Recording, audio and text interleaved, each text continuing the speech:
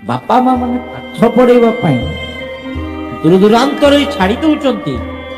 ଏ ପିଲାମାନେ ବାପା ମା ପରିଶ୍ରମ କରି ମୋର ପିଲା ଗୋଟେ ବଡ ଆଇଏଏସ୍ ଅଫିସର ହବ, ଆଇପିଏସ୍ ଅଫିସର ହବ, ମୋର ଝିଅ ଗୋଟେ ଭଲ ରାଙ୍କରେ ଭଲ ପୋଜିସନରେ ଥିବ ବୋଲିକି କେତେ ସ୍ୱପ୍ନ କେତେ ଆଶାର ସହିତ ପୁଅ ଝିଅକୁ ପାଠ ପଢଉଥିଲେ, ଋଣ ବାଡି ହେଇକି କଷ୍ଟ କରିକି ପାଠ ପଢଉଥିଲେ।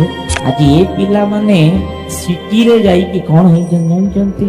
ଗାର୍ଲଫ୍ରେଣ୍ଡ ବୟଫ୍ରେଣ୍ଡ ବୋଧେ ହାତ ଧରା ଧରି ହେଇ ସମୁଦ୍ରରେ ପାର୍କରେ ସିନେମା ହଲରେ ବୁଲୁଛନ୍ତି। ଏ ପ୍ରକାର ଜୀବନ ଯାପନ କରୁଛନ୍ତି ଅନେକ ପୁଅ ଝିଅ। ଇଆଡେ ବାପାଙ୍କୁ କହିବେ, ଇଆଡେ ମାକୁ କହିବେ ମତେ କଲେଜରେ ଏଟା ଦରକାର ଅଛି, ସେମିତି ଗାଳି କରୁଥିଲେ, ଏମିତି ପଇସା ପଠାଅ ବୋଲେ ପଇସା ପଠେଇ ଦଉଥିଲେ ଫୋନ ପେ ରେ। ଇଏ କଣ କରୁଥିବ, ଇଆଡେ ନାଟ କରି ବୁଲୁଥିବ, ନାଟ କରି ବୁଲୁଥିବ। ଏମିତି ନାହାନ୍ତି କି ପୁଅ ଝିଅ ମାନେ? ଏମିତି ନାହାନ୍ତି କି ଆଜି ଅନେକ ସନ୍ତାନ ମାନେ?